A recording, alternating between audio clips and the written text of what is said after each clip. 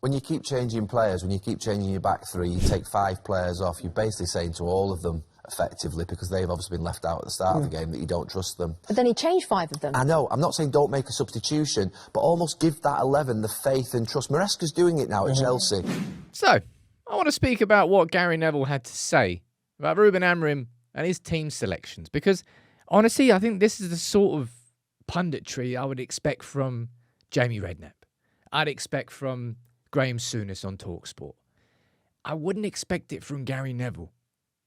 And it's just such an odd bit of punditry that, look, I want to speak about it and disprove it.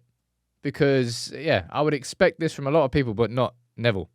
But here we are, running through it. So I showed you the clip there at the start. This is Neville speaking on NBC Sports out in America. I think Sky have got some sort of deal with NBC, so Gary's out there quite a lot. I played you a clip at the start. I'll show you the full quotes of what Gary Neville had to say here. And this is what he said. He said, when you keep changing players, when you keep changing your back three, you take 5 players off, you're basically saying to all of them effectively, because they've obviously been left out at the start of the game, is that you don't trust them. Goes on to speak about how Ten Hag did that and that was a problem. He goes, there's just an element of leave the players on. Go down here talking about the 2 mistakes United made. All of a sudden, everything falls to pieces. You'd argued it fell to pieces with the 2 mistakes.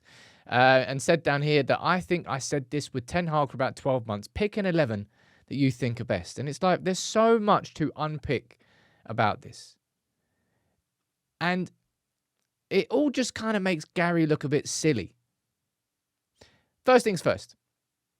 Let's actually listen, and I'm going to show you 5 different examples here from Ruben Amorim himself explaining exactly why, Gary, changes are happening, both with the starting 11 and in-game. Example number 1. I think the only way to do it is that we have games and the guys that don't play have trainings. Everybody's going to play and everybody's going to be on the bench, so they have the feeling of the game, but they need to train. With this schedule... Right, number 1. Number 2. We have to do it. We have to do it, especially in this moment, because we have a lot of games and we are in the beginning of something. They have to feel that they are part of the team. Number 2.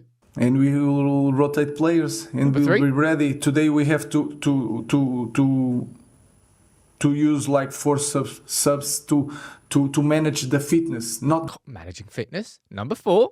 I have to be careful. We have to manage the load and the minutes in the beginning. But I'm speaking about Lenny Yoro there. Number 5. It's not because I like to change all the time, but we have to have all the squad fit. So, for example, Harry Maguire has a time limit. This is the thing I find really, really odd about Gary Neville's comments, right?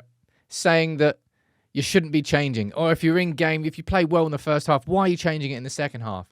And there are 1, 2, 3, 4, 5, and countless other examples of Ruben Amorim explaining exactly why he's doing this at this moment in time. First of all, he needs to get to know his squad. There's no point speaking about what Maresca is doing. Maresca had a pre-season, didn't he? He's only working with Chelsea right now. But I always think that it's comparing apples and oranges, comparing different clubs. When it comes to Ruben Amorim, he has to get to know his squad. He needs his squad to be fit. How do you get that squad fit? I think Manasseh was the perfect example against Bodo Glimt. He was training fit, but went into a match and got shown that he wasn't match fit. The only way you can get those players match fit is, spoiler alert, playing matches. Also getting to understand the squad. Look, Gary, let's be completely honest. I don't trust these players. You don't trust these players. And Ruben Amorim doesn't trust these players. And why should he? And why would he? We've got all the evidence over the last few years about why you can't trust these players. And he's starting to understand that. But that is not the reason. That's the thing that's annoyed me the most about this is that Gary's got a very influential voice. Because he's a very credible pundit. And a lot of fans will listen to it. And a lot of media outlets will listen to it. And it will steer the narrative and steer the conversation. Ruben Amorim is doing exactly what he has explained that he was going to do right from the very beginning. And he's rotating his team. In-game, building up to the game. There were 4 changes for the Bodo Glimt game, 5 changes, 6 changes, I think, for the Arsenal game. No, 5 changes for the Everton game. 6 changes, I think, for the Arsenal game. And I think another 4 or 5 changes for the Nottingham Forest game. He is chopping and changing, not because he wants to, which he's already explained, but because he has to get used to this squad. So for Gary to sort of put the top line of that as, oh, it's just, what you're basically saying is you don't trust them. No, Gary, what he's basically saying is exactly what he's explained to your face and also to everybody else. I'm getting used to these players. I need to see who I can trust. The only way I can do that is in game. So this idea, and look, Erik ten Hag was absolutely slammed for not rotating. And now we're a few games into Ruben Amorim and he's rotating too much. It's just, I expect this sort of stuff from, as I said, your Jamie Redknapp's, Jamie Carragher, sticking the knife in, giving it a little twist. Just try and crank the pressure up by saying he's doing too many subs. Ooh, the players don't trust him. Use that as the headline. Whereas in reality, it's just Ruben Amorim trying to, A, manage the fitness of his squad. And look, say hypothetical situation, Lenny Yoro continued against Nottingham Forest, and then 10 minutes later, he pulled up with a hamstring injury. Well, then the narrative would be completely different.